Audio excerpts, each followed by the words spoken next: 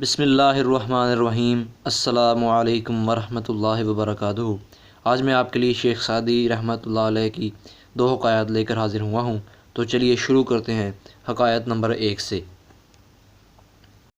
ایک وزیر مصر کے مشہور ولی اللہ ذوالنون کے پاس گیا اور ان سے اپنے حق میں دعا کرنے کی درخواست کی، کیونکہ میں یعنی وزیر دن رات بادشاہ کی خدمت میں مصروف رہتا ہوں، اور جہاں اس کے انعام و اکرام کا امیدوار ہوں وہاں اس کی طرف سے دی جانے والی سزا سے بھی ڈرتا ہوں۔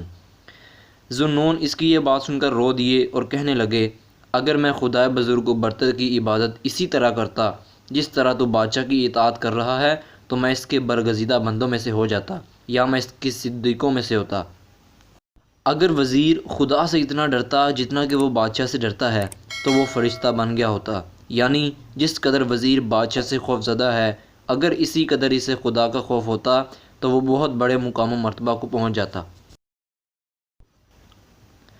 حکایت نمبر 2۔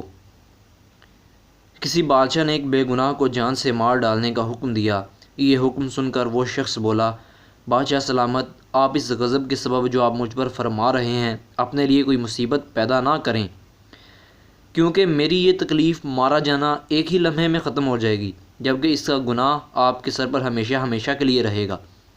زندگی کے لمحات جنگل کی ہوا کی طرح ادھر سے آئے اور ادھر سے گزر گئے، تلخی، خوشی، بدصورتی اور خوبصورتی، یعنی غم، خوشیاں اور برائیاں اور اچھائیاں، سب کچھ گزر گیا۔ ظالم نے یہ نہ جانا کہ اس نے ہم پر سختی کی ہے، حالانکہ یہ سختی ہمارے سر سے تو جاتی رہی اور اس کی گردن میں ہمیشہ ہمیشہ کے لیے رہ گئی، یعنی اس کا گناہ اس کے سر ہمیشہ کے لیے رہ گیا۔ بادشاہ کو اس کی یہ نصیحت بہت پسند آئی اور اس نے اس کی جان بخشی کر دی۔